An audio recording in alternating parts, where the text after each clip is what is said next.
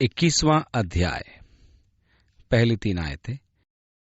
जब हम उनसे विदा होकर जहाज से रवाना हुए तो सीधे चलकर कोस पहुंचे और दूसरे दिन रुदुस तब वहां से पतरा। वहां फिनीके जाने वाला एक जहाज पाकर हम उस पर चढ़े और चल पड़े। जब हमें साइप्रस दिखाई दिया तो उसे बाईं ओर छोड़कर सीरिया की ओर बढ़े और सूर में जा उतरे, क्योंकि वहां जहाज का माल उतारना था। लूका मिलेतुस से सूर तक पौलुस व अन्य साथियों को ले आया और 4 आयत में लिखा है, और चेलों से भेंट करके। यूनानी भाषा का नए नियम पढ़ने से ज्ञात होता है कि वे चेलों को ढूंढने लगे और चेलों से भेंट भी हो गई। ये बड़े आनंद की बात है कि आप संसार के किसी भी कोने में हों और विश्वासियों की खोज करें, और जब विश्वासी मिल जाएं तो ऐसा लगता है कि घर आ गए। विश्वासियों से या चेलों से भेंट करना सचमुच बड़े ही आनंद की बात होती है। जब मैं इंडियानापोलिस शहर गया था तब मेरा अनुभव भी ऐसा ही था। हम लोग एक बड़े हॉल में जमा हुए थे और वहां हमें ऐसा लग रहा था कि हम अपने घर में हों। जिस आनंद व प्रेम से लोगों ने हमारा स्वागत किया, हमसे भेंट की, उससे बड़ी ही शांति मिली। कारण यह है कि हम सब प्रभु की महिमापूर्ण देह के अंग हैं। यही बात न्यूयॉर्क में और न्यू जर्सी में भी हुई। ऐसा ही सुखद अनुभव अन्य सभी जगह हुआ है जहां हम प्रभु के वचन को लेकर गए हैं। 4 आयत से आगे। हम वहां 7 दिन तक रहे और वे आत्मा की अगुवाई के दौरान पौलुस से कहते रहे कि यरूशलेम में पैर न रखें। जब वहां हमारे ठहरने के दिन पूरे हो गए तो हम विदा होकर चले, और सब लोग स्त्रियों तथा बच्चों सहित हमें नगर के बाहर तक पहुंचाने आए, और समुद्र तट पर घुटने टेककर प्रार्थना करने के पश्चात हमने एक दूसरे से विदाई ली। इस सूर नगर के विश्वासियों ने, क्या स्त्री क्या बच्चे, सभी ने जमा होकर समुद्री तट पर पौलुस व उसके साथियों को पहुंचाया। और 5वीं आयत में लिखा है, और समुद्र तट पर घुटने टेक कर प्रार्थना करने के पश्चात हमने एक दूसरे से विदाई ली।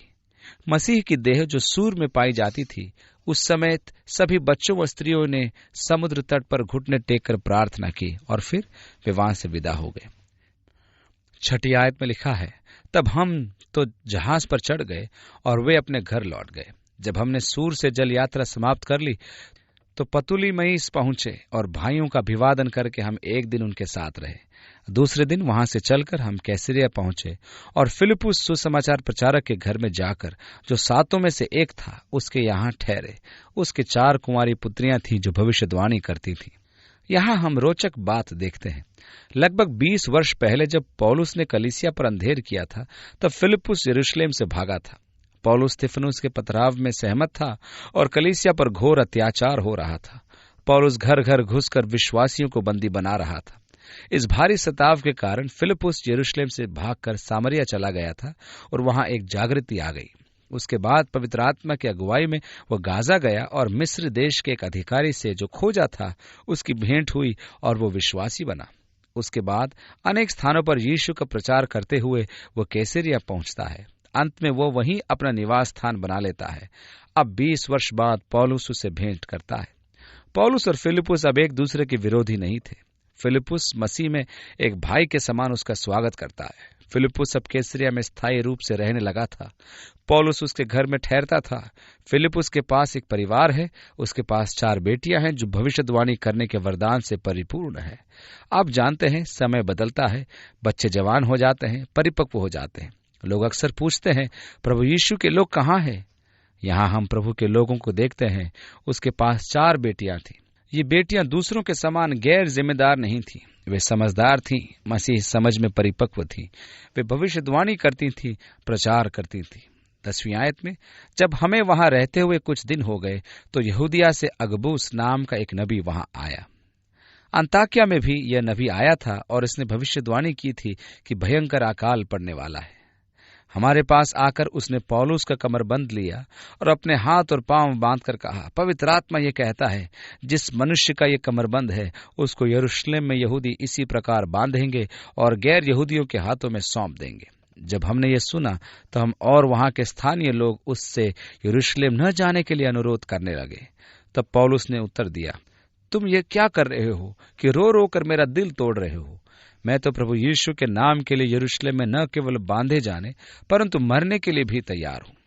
पौलुस कहता है, तुम ये क्या कर रहे हो कि रो रो कर मेरा दिल तोड़ रहे हो? मैं तो प्रभु यीशु के लिए मरने को भी तैयार हूं। मुझे डर नहीं कि मैं बंदी बनाया जाऊंगा। हम देखते हैं कि यह प्रभु की इच्छा थी कि पौलुस यरूशलेम जाए।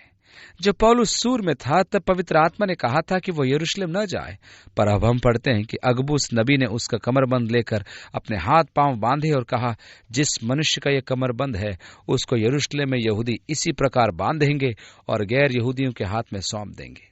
मैं विश्वास करता हूं कि पवित्र आत्मा पौलुस को चिता देता है कि भविष्य में उसके साथ क्या कुछ घटने वाला है। चेलों ने इसका अर्थ यह लगाया कि पौलुस को वहां नहीं जाना चाहिए, परंतु आपको ये याद होगा कि जब पौलुस का मन परिवर्तन हुआ था तब प्रभु ने हनन्याह से दमिश्क में क्या कहा था? चला जा, क्योंकि वह तो गैर यहूदियों, राजाओं और इजरायलियों के सामने मेरा नाम प्रकट करने के लिए मेरा चुना हुआ पात्र है, और मैं उसे बताऊंगा कि मेरे नाम के लिए उसे कितना दुख सहना पड़ेगा। प्रभु अपने वचन में सच्चा है। उसने सदा पौलुस को बताया है कि उसे किन किन समस्याओं और सतावों का सामना करना पड़ेगा। मैं सोचता हूं प्रभु चेतावनी देते समय यह भी कहता होगा, पौलुस यदि तू चाहे तो मैदान छोड़कर भाग सकता है। और पौलुस ने उत्तर दिया होगा, नहीं प्रभु, मैं जाता हूं। मैं बंदी बनाए जाने से नहीं डरता, जेल जाने से नहीं घबराता। तुम अपने आंसुओं से मुझे रोक नहीं सकते हो। मैं तो यीशु के लिए मरने को भी तैयार हूं। जेल जाने की मुझे चिंता नहीं, मुझे कोई न रोके। आपको याद होगा जब पौलुस कोरिन्थ में था तब प्रभु ने उससे कहा था, मत डर, प्रचार करता जा और चुप न रह, क्योंकि मैं तेरे साथ हूं और कोई व्यक्ति हानि पहुंचाने के लिए तुझ पर आक्रमण न करेगा, क्योंकि इस नगर में मेरे बहुत से लोग हैं। आगे के अध्यायों में हम पढ़ेंगे कि किस प्रकार जब पौलुस यात्रा में था और जहाज समुद्री तूफान में फंस गया और बचने की आशा न थी, तो पौलुस लोगों के मध्य उठ खड़ा होता है और कहने लगता है, तुम में से किसी के प्राण की हानि न होगी, पर केवल जहाज की। इस प्रकार प्रभु हमेशा उसे बताता रहा था कि आगे क्या कुछ होने वाला है। प्रभु उसके प्रति विश्वास योग्य रहा था और उसे चेतावनी देता रहता था कि क्या क्या संकट उसके सामने आने वाले हैं। परंतु हमेशा पौलुस कहता था, प्रभु मेरी नहीं तेरी इच्छा पूरी हो, मैं मरने के लिए भी तैयार हूं। 14वीं आयत, जब वह नहीं माना तो हम यह कहकर चुप हो गए कि प्रभु की इच्छा पूरी हो। हमने ये कहना बंद कर दिया कि वह यात्रा में न जाए और यह कहना आरंभ कर दिया कि प्रभु की इच्छा पूरी हो। बहुत से लोग इस पद को गलत तरीके से पढ़ते हैं, जैसे हमने प्रभु की इच्छा पूरी हो कहना बंद कर दिया। चेलों ने बार बार पौलुस से कहा था कि वह यरूशलेम न जाए, पर पौलुस ने पक्का फैसला कर लिया था कि वह वहां अवश्य जाएगा। और जब पौलुस का पक्का निश्चय चेलों ने देखा तो वे चुप हो गए और तब उन्होंने जान लिया कि यह तो उसके लिए प्रभु की इच्छा है। तब वे कहने लगे, प्रभु की इच्छा पूरी हो। 15वीं आयत, इन दिनों के बाद हमने तैयारी की और यरूशलेम की ओर चल दिए। उन्होंने तैयारी की कि यरूशलेम की ओर यात्रा आरंभ करें। वे अपने साथ सूटकेस आदि नहीं ले जाते थे जैसा कि हम लोग करते हैं, न ही किसी गाड़ी आदि पर जाते थे। अधिकतर वे लोग पैदल ही चलते थे। 15वीं आयत से, हमने तैयारी की और यरूशलेम की ओर चल दिए। कैसरिया से भी कुछ चेले हमारे साथ हो लिए और हमें साइप्रस के मनासोन नामक एक पुराने चेले के पास ले गए, जिसके साथ हमें ठहरना था। जब हम यरूशलेम पहुंचे तो भाइयों ने हमें बड़े आनंद से ग्रहण किया। तब दूसरे दिन पौलुस हमें लेकर याकूब के पास गया, जहां सब प्राचीन उपस्थित थे। उनका अभिवादन करके उसने एक एक करके वे काम बताए जो परमेश्वर ने उसकी सेवकाई के द्वारा गैर यहूदियों में किए थे। ये सुनकर उन्होंने परमेश्वर की महिमा की और उससे कहा कि भाई, तू तो देखता है कि यहूदियों में हजारों लोग हैं जिन्होंने विश्वास किया है। वे सब व्यवस्था के लिए उत्साह से भरे हुए हैं।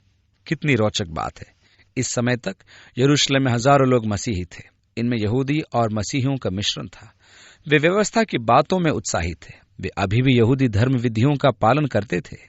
हालांकि वे विश्वास तो करते थे कि यीशु मसीह है, तो अभी वे मूसा की व्यवस्था का पालन करते थे, क्योंकि वे यहूदी समाज में बसे हुए थे।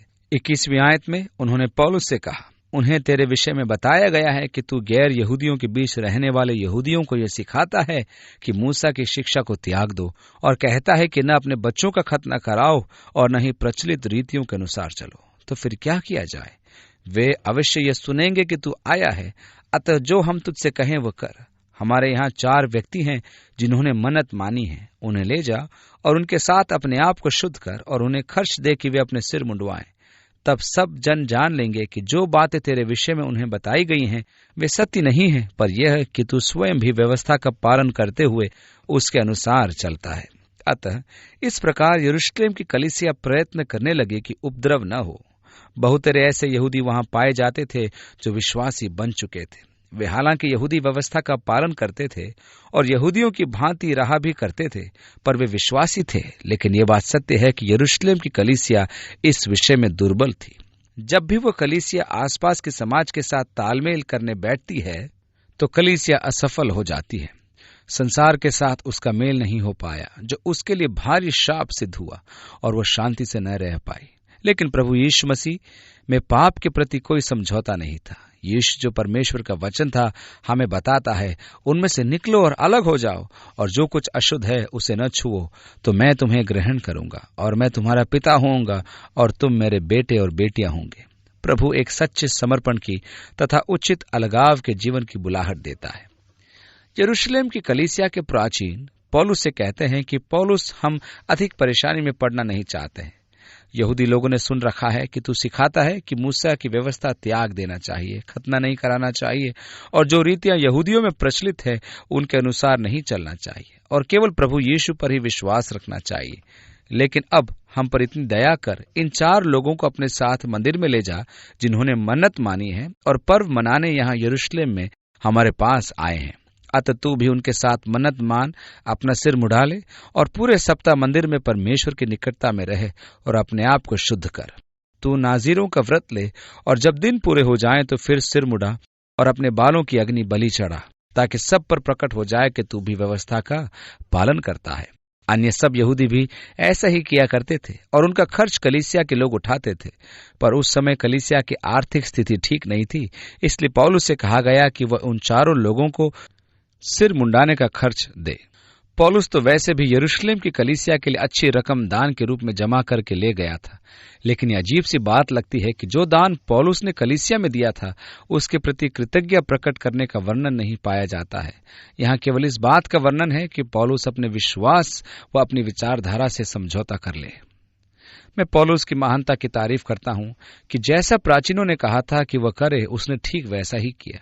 मुझे इस बात का यकीन है कि जब पौलुस ने प्राचीनों की आज्ञा का पालन किया तो वह स्वयं अपनी विचारधारा और अपने ही उपदेश का पालन कर रहा था, जो उसने रोमियों की कलीसिया में दिया था, जहां तक तुमसे बन पड़े सबके साथ यथासंभव शांतिपूर्वक रहो। उसने शायद प्राचीनों से कहा होगा, यदि आप लोगों की भलाई इसमें है कि मैं मन्नत मानूं और 4 लोगों को भी मंदिर में ले जाऊं और स्वयं को शुद्ध करूं और 4 लोगों का खर्च भी उठाऊं, तो ठीक है, मैं वैसा ही करूंगा, मुझे कोई फर्क नहीं पड़ता। पौलुस के इस कार्य से उसकी महानता प्रकट होती है। इससे उसका प्रेम प्रकट होता है कि वह उन प्राचीनों की आज्ञा पालन करे। लेकिन ऐसा करना सच्चे हृदय से नहीं था, क्योंकि वह तो इन सब रीति विधियों से स्वतंत्र था। उसने तो परमेश्वर के अनुग्रह को अपने जीवन के अनुभव से जाना था और वह उसका स्वाद चख चुका था, और यही अनुभव यरूशलेम की कलीसिया के पास नहीं था। वे अभी तक व्यवस्था के कार्यों द्वारा धार्मिकता पाने का प्रयास कर रहे थे। उन्हें विश्वास द्वारा धार्मिकता प्राप्त करने का ज्ञान नहीं था कि यीशु पर विश्वास लाने के द्वारा हम धर्मी ठहरते हैं, जैसा कि पौलुस ने रोमियों की पत्री में कहा। पौलुस वहां कहता है, तब हम क्या कहें कि गैर यहूदियों ने, जो धार्मिकता की खोज नहीं करते हैं, धार्मिकता प्राप्त कर ली, अर्थात वह धार्मिकता जो विश्वास से है। परंतु इजरायली धार्मिकता की व्यवस्था की खोज करते हुए उस धार्मिकता की व्यवस्था तक नहीं पहुंच पाए। ऐसा क्यों? क्योंकि उन्होंने विश्वास से नहीं परंतु कर्मों से उसकी खोज की।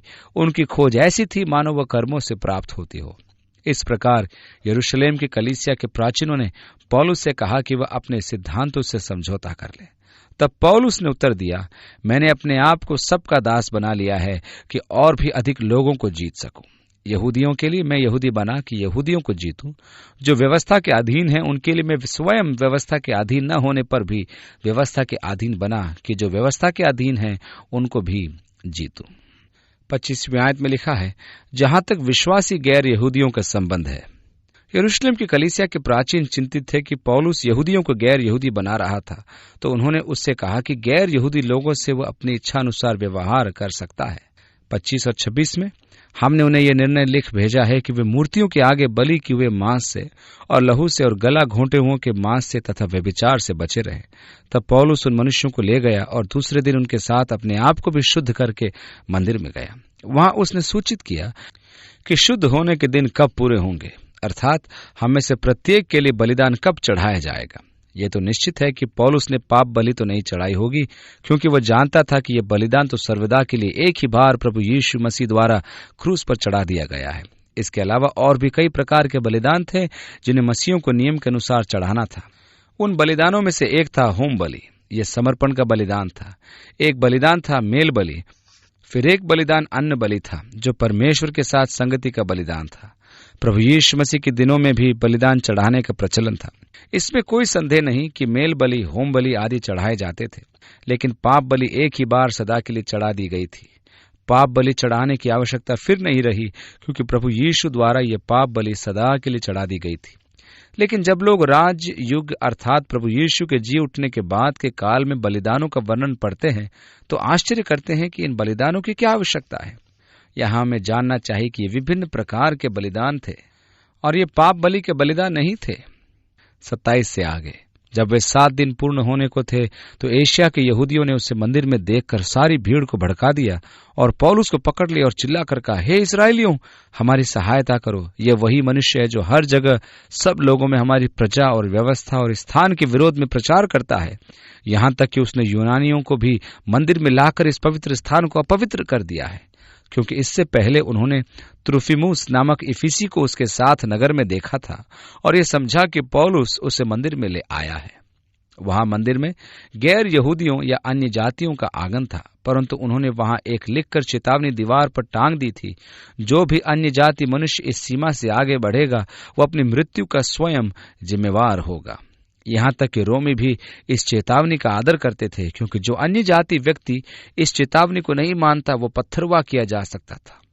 रोमी सरकार भी पत्थरवाह करने की इजाजत देती थी। अतः उन्होंने पौलुस पर यह आरोप मढ़ दिया कि वह एक यूनानी व्यक्ति को जो अन्य जाति था मंदिर में ले गया था, जबकि पौलुस ने ऐसा नहीं किया था। उन्हें गलत फहमी थी कि पौलुस एक यूनानी व्यक्ति को मंदिर में ले गया था, क्योंकि यूनानी व्यक्ति उसके साथ देखे गए थे। सारा नगर भड़क उठा और सब लोग दौड़कर इकट्ठे हो गए और पौलुस को पकड़कर मंदिर से बाहर घसीट लाए और तुरंत द्वार बंद कर दिए गए।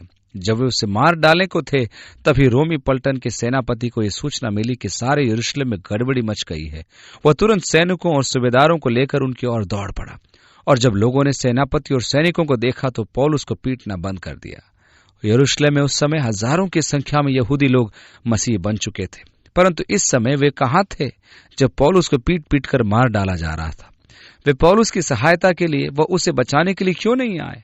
संभव है उनमें कुछ यहूदी होने के कारण व्यवस्था का पालन करते हुए चुप रहे होंगे और शेष लोग आसपास नहीं होंगे और पौलुस को बचा नहीं पाए होंगे।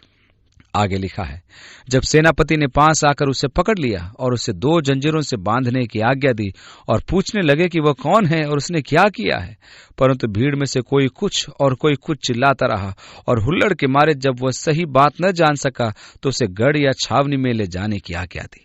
यह गढ़ या छावनी जहां पौलुस को ले जाने की आज्ञा सेनापति ने दी, वो मंदिर की पहाड़ी पर उत्तरी पश्चिमी दिशा में स्थित एक किला था। तब वह सीढ़ियों के पास पहुंचा। किले के ऊपर चढ़ने के लिए सीढ़ियों के 2 भाग थे। वह पहले भाग तक पहुंचा तो ऐसा हुआ कि हिंसक भीड़ के कारण सैनिकों को उसे उठाकर ले जाना पड़ा, क्योंकि भीड़ उसके पीछे लग गई थी और वे चिल्ला रहे थे, इसका काम तमाम करो। यीशु के विरुद्ध भी लोग दूसरे शब्दों में इसी प्रकार चिल्ला रहे थे, इसे क्रूस पर चढ़ाओ। हिंसक भीड़ के कारण सैनिकों ने पौलुस को उठाया और सीढ़ियों पर चढ़ते हुए ऊपर पहुंचे और भीड़ चिल्लाती रही और उसे मार डालने की पुकारती रही। आगे लिखा है, जब वे पौलुस को छावनी के भीतर ले जाने को थे तो उसने सेनापति से कहा, क्या मैं तुझसे कुछ कह सकता हूं? उसने पूछा, क्या तू यूनानी जानता है? क्या तू वह मिस्री तो नहीं जिसने कुछ दिन पहले विद्रोह करवाया और जो 4000 कटारबंद लोगों को जंगल में ले गया था? मिस्र देश का एक पाखंडी था। उसने एक समूह बनाया और सबको जैतून पहाड़ पर ले जाकर कहने लगा कि वह यरूशलेम की दीवारों के टुकड़े कर देगा। उसने अपना पूरा जोर लगा दिया कि दीवार तोड़ दे, पर दीवार न तोड़ सका, पर उसका गिरोह सक्रिय रहा। उस पर रोमी सेना ने हमला किया था और उसके गिरोह के अनेक लोग मारे भी गए, पर वह बच निकला था। अतः सेनापति ने पौलुस को वही मिस्री नेता समझा। तभी तो उसने पौलुस से कहा, क्या तू वही मिस्री है? परंतु पौलुस ने कहा, मैं यहूदी हूं और प्रसिद्ध नगर किलिकिया के तरसूस का एक नागरिक हूं। मैं तुझसे विनती करता हूं कि मुझे लोगों से बोलने की अनुमति दे। पौलुस ने उस सेनापति को बताया कि वह तो एक रोमी है और तरसूस का नागरिक है। उधर भीड़ उसके विरुद्ध चिल्ला रही थी कि उनका काम तमाम किया जाए, और इधर वह सेनापति से अनुमति चाहता है कि वह भीड़ से 2 शब्द कह सके। 40वीं आयत में, जब उसने अनुमति दे दी तो पौलुस ने सीढ़ियों पर खड़े होकर अपने हाथों से लोगों की ओर संकेत किया, और जब वहां सन्नाटा छा गया तो उसने लोगों से इब्रानी बोली में कहा। क्या यह असंगत स्थान नहीं था जहां कुछ बोला जाए? पौलुस ने इब्रानी भाषा में कुछ बोला और एक रोचक उपद्रव खड़ा कर दिया। यह हम अगले अध्ययन में देखेंगे। जब हम बचपन में संडे स्कूल जाते थे तो एक गीत अक्सर गाते थे, दानियल के समान बनो तुम। किसी ने कोशिश नहीं की कि पौलुस पर गीत गाए, पौलुस के समान बनो तुम। पौलुस वास्तव में परमेश्वर की इच्छा पूरी करने के लिए समर्पित जन था।